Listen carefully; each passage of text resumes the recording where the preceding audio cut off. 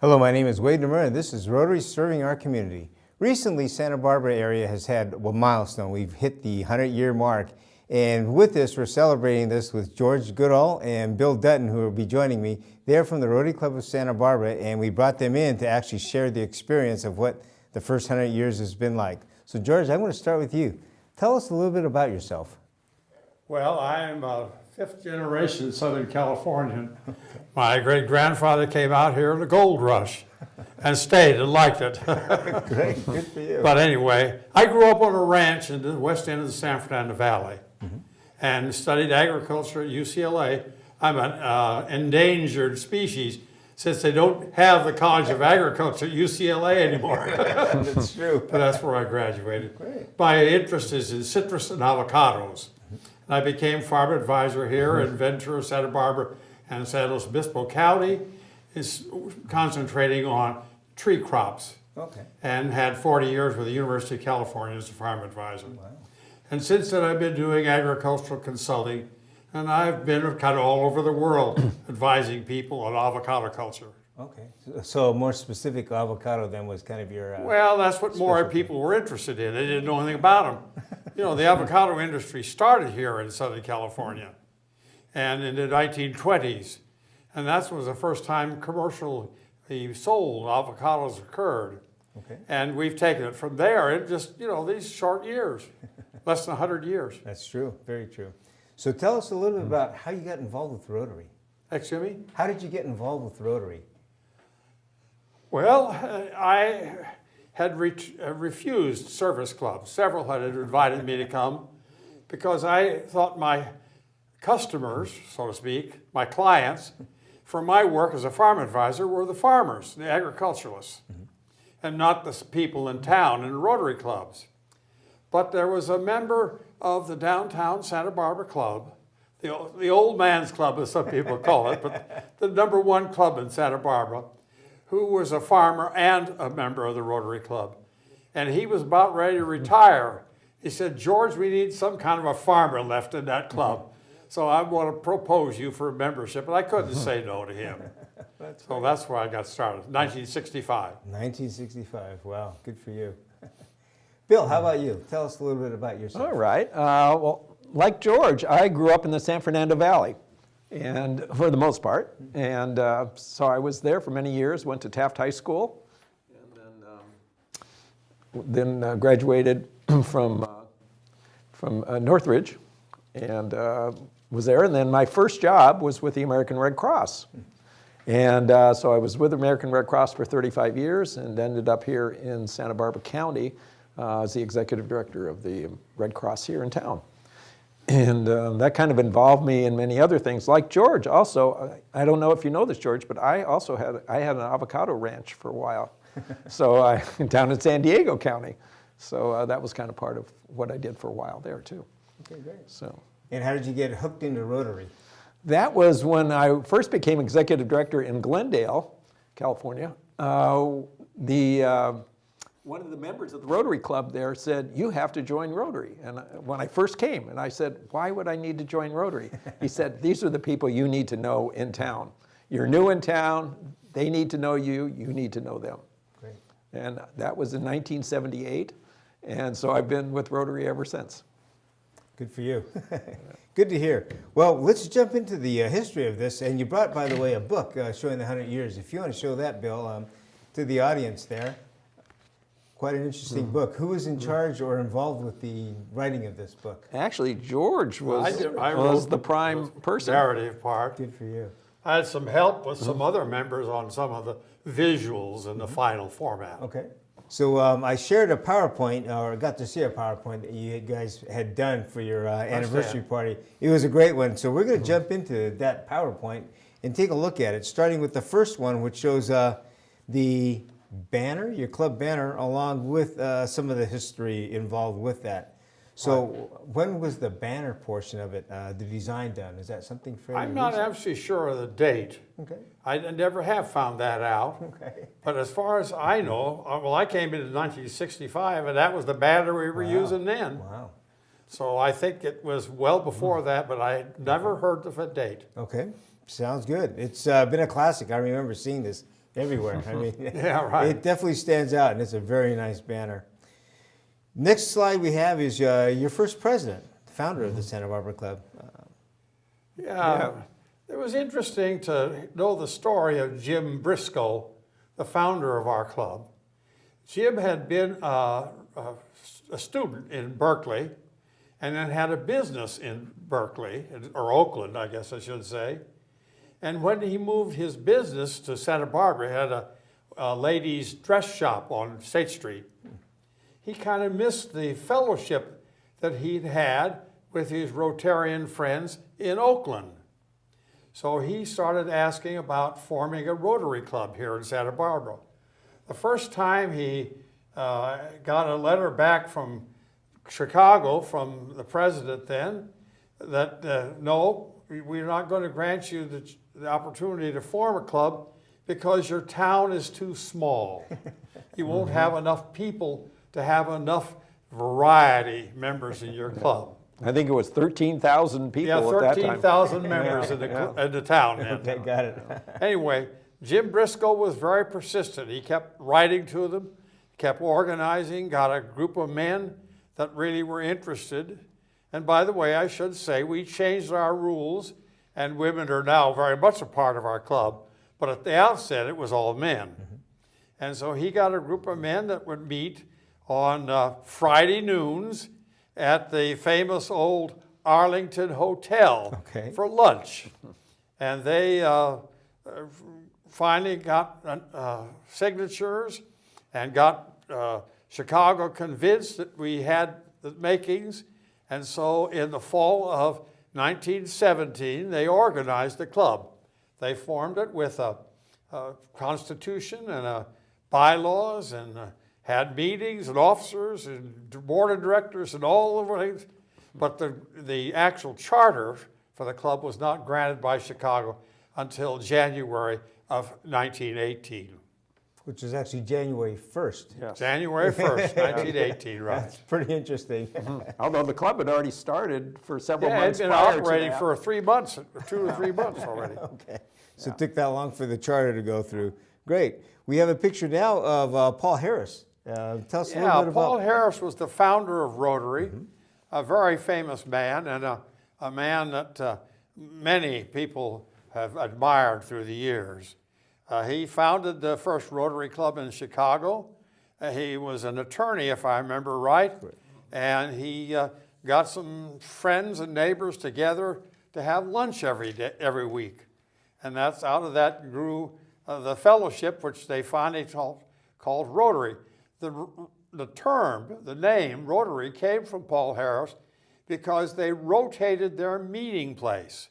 They would have it at one person's place 1 week and then another member's place the next week. And so they rotated, and that's where the name Rotary came from. Got it. It's taken on a lot more meaning since then, though. That's very true. Now, another fascinating part of that is 1925. You had... Yeah, 1925, of course, is a very famous year here in Santa Barbara. The year of the earthquake. In April in 1925, about shook Santa Barbara apart. A lot of downtown was destroyed. But that same year, Paul Harris came to Santa Barbara and complimented our club on its help in recovery from the earthquake, but also at the time of the children's party.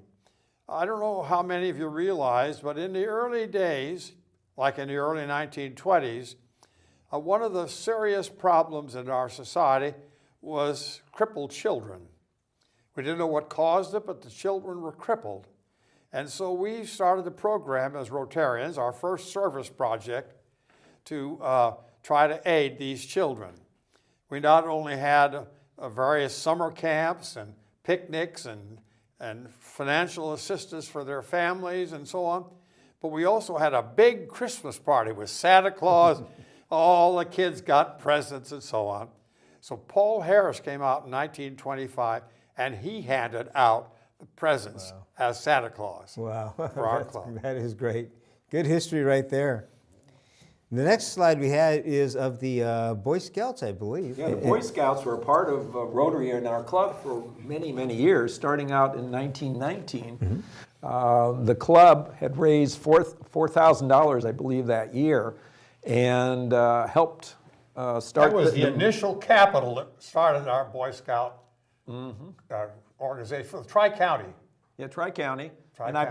I believe it was called the Mission Council. Mission Council. Yeah. Originally, and and a number of our members became board members of the Boy Scouts, and also were involved in troops, and the club sponsored a troop for many years. Yeah, many years. as I understand. So, yeah. It's interesting that the Boy Scouts office over on an entrance to Hope Ranch is still there, and on that wall is a frame with the original $4,000 check in the frame.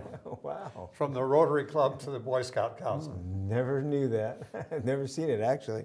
That's fascinating. Our next picture we have is one of the presidents coming in here. Fred, I believe it's Shower, I believe. Well, we had a number of them. Fred Shower was a very influential attorney here in town, and he drew up the first history, gave us a lot of information about what happened in the early days. We have that thanks to Fred Shower doing that for us. Great. But he also put a lot of zip into the club. He was an excellent president and became a leader in the community. Great. Okay, next picture we have is a picture of actually showing some of the devastation from the earthquake in 1925. Yes. And I believe that picture shows that we were meeting at the Arlington Hotel at that time. Right. And as George mentioned, it was basically destroyed during the earthquake. Basically destroyed it. Yeah. And so we had to find a new place, and one of the members owned a lumber yard. And so that's showing that they met in a lumber yard in 1925. Wow. And my understanding is they never missed a meeting, even through that earthquake. Never missed a meeting. So it continued on. Amazing. But we had box lunches at the lumber yard. Yeah. Got it. Okay, we have the one now talking about you, and then we're going to jump into the next one. Actually, is a photo of Norm Anderson. Well, Norm was a very influential member of our club for many years. Norm is what we call Mr. Cheese. He was representing the cheese industry of Wisconsin here on the West Coast, but lived here in Santa Barbara at the outset.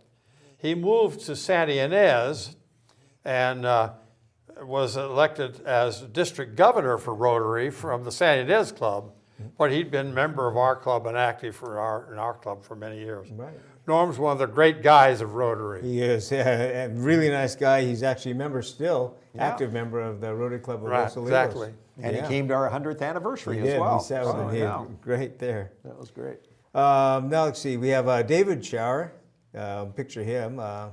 Well, David Shower was a printer. He was the one who wrote our first hub. Oh. We have a weekly newsletter that goes out to every member. It started out in the mail, but nowadays, of course, it goes on the internet. Right. That hub has now experienced over 5,000 copies. It's never missed a week of giving information on our club. And it's great. And David Shower was the one who wrote it and printed it for the first 20 or 30 years. Wow. He was elected as our first Paul Harris Fellow when the Rotary International began awarding Paul Harris Fellows. Got it. And I believe he printed the hub for 70 years. 70 years printed. Through his own company. Before we switched to internet. Yeah. Amazing. Amazing. We have now VW Sears. Joe Sears. Oh, Joe Sears. He was a jokester. Everybody loved the man. He was lots of fun. But he became the district governor. And there's an interesting story about that he when he was going to, well, let me go back. Rotary has a tradition. When the district governor comes into office each July, he begins a process of visiting each of the clubs in the district. So he's got 70 clubs to visit now, is it, Wade? 72 now. Yeah. 72 clubs. And so he has to go a couple of times a week to lunch someplace with somebody in one of the clubs. Well, anyway, Joe Sears was the incoming district governor. So how does he come to his own club? So they organized this process of greeting the new district governor. So one past president started saying all the beautiful things about Joe Sears, and he turned it over to the next past president, and he said some more things, and he turned it over to the next past president. They talked the whole half hour, and Joe Sears never got to say a word. Perfect. By the way, he did come back the next week and give his talk. Okay, good. Yep, that happens with your home clubs. Yeah. Usually the roughest ones. Next picture I have actually shows you there, George, one of the past presidents. Well, I felt that our club needed to do something more in the way of community service. I didn't think we were doing enough. And I thought we ought to find out what our club members wanted. So we organized a series of neighbor get-togethers, coffee hours, if you will. Each of the Rotarians in a given area would attend a meeting in one of his neighbors' homes and talk to the neighbors and their wives and so on. But the subject for the club was, what can this club do to help in this community? And out of that grew a prospect that there was a vacant land behind the boys' club on the west side that was just weeds and dirt and trash and junk. So could we fix that up into a neighborhood park? So we decided that as a project, and I started that, and the club followed through. It took us, 5 years to get it finally done, but we got it done. Wow. Yeah. And we presented to the community, and with the the city park department takes care of it now. But there's a nice neighborhood park behind the boys' club. Beautiful park there. Yeah, well maintained. And We decided that we would do that and name it for one of our famous Rotarians that was active in the city, and that was Floyd Bonnet. So we call it the Bonnet Rotary Park, okay. in honor of Floyd Bonnet. He had been mayor several terms, I forget how many years, and then he was our president and our district governor and so on. He also raised 2 sons that were members of our club. Oh, wow. So Floyd was an influential man, and we decided to name the park in his honor. Okay, oh, boy, that park. And I think the club donated $15,000 to buy the play equipment and Yeah, so it forth at took that us time quite a too. bit of money to do that. We had a lot of work to clean it up and buy all the playground equipment and picnic ground equipment and so on. Very good. Next picture we have is your first women member. Yeah. Yeah, when Rotary International first decided it would admit women to clubs, and this was a result of many clubs asking for that for years before, but when they finally decided, then we went ahead and invited our first member, and it was Karen Ramsdell, who at that time was manager of the city airport.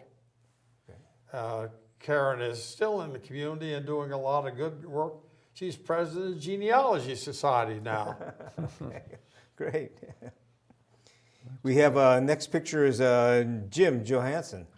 Well, Jim Johansson is a great guy, and we wish him a lot of luck and lots of fun. He is still active, but in the Santa Ynez Club. And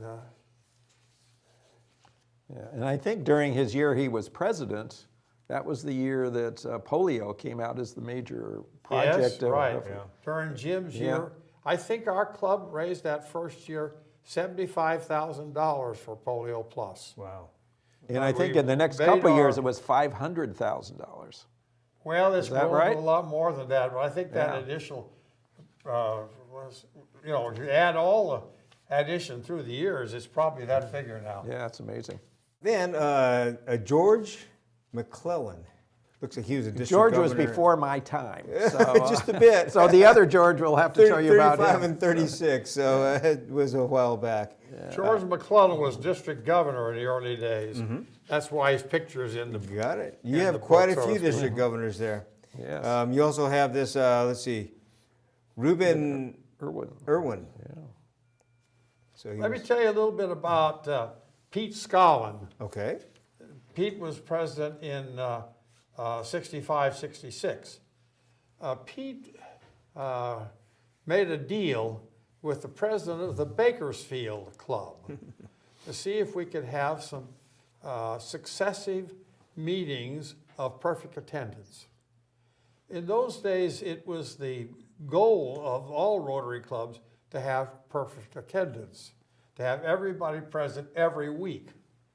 So Pete took on this bet, and I think it was $5,000 or something like that now. Anyway, so we had it, and in the fall of 1965, we had 6 consecutive meetings with 100% attendance. The poor guy who missed that 7th meeting really got fined. Yeah. But that beat Bakersfield. So we won the prize. Good for you. That was good. Well, looks like we covered most, unless there's somebody else special that you would like to bring up in the history of that, because we have probably another dozen or so. Let me make one comment about fines. I've mentioned that several times. In Rotary, we fine our members whenever they do something outstanding, like get a new car or get a promotion or something like that. But the idea is we're extracting money that belongs to those who we're giving it to in our donations, to people who need it. It supports our philanthropy. It's kind of a fun way to raise money. And so we find people, and a picture of Paul Planmunden in here for the reason that Paul was the first president that really started fining people. He started to find some people, now this is in 1965, he started fining people $100, and that was unheard of in Rotary, because usually it had been just put $1 in the pot. Right. You know, but he gave him some heavy fines and was renowned for that. Now But I you're- should say parenthetically that Paul talked with the member before he fined him. Right. It wasn't a surprise to him. Good. Now your club is actually the very first club in our district. 5240 now is 5524 back in the day, and you've established quite a lineage of leadership in that time. So tell us a little bit about what you've seen over the years, as far as your years in Rotary and the changes that have occurred. Well, I've seen a lot of change, of course, more in the community, I think, really, than in our Rotary Club, and more in the philanthropies that we sponsor. Our list is a huge list. I can't remember, maybe Bill can, how many different philanthropic groups we give funds to, but Oh, donated funds to? Oh, it's all the who's of the Santa Barbara area. I mean, We're most of trying to the help a lot of nonprofits at one time have gotten a donation from the and Rotary Club. that's changed. We just started with a couple like the Boy Scouts and early days of College Hospital and things like that. But Yeah, we there are have a 2 huge pages, list or now. there's a page in this book of all of the ones that we've donated to. Right. So Right. And you've actually created quite a milestone yourself. It's going to be almost impossible for most people to overcome, and that is your attendance. Yeah, we do our share for the Rotary Foundation, which is a philanthropic group, obviously. We have formed a separate corporation from our club so that our contributions to the foundation are deductible. It's a tax deductible type of company. organization. Great. And it also contributes heavily to Rotary International and its huge list of philanthropic efforts. True. My question was also about your attendance. I understand you have perfect attendance for how many years now? Oh, I had perfect attendance for a few years, but I gave that up a few years ago. Did you? Okay, good.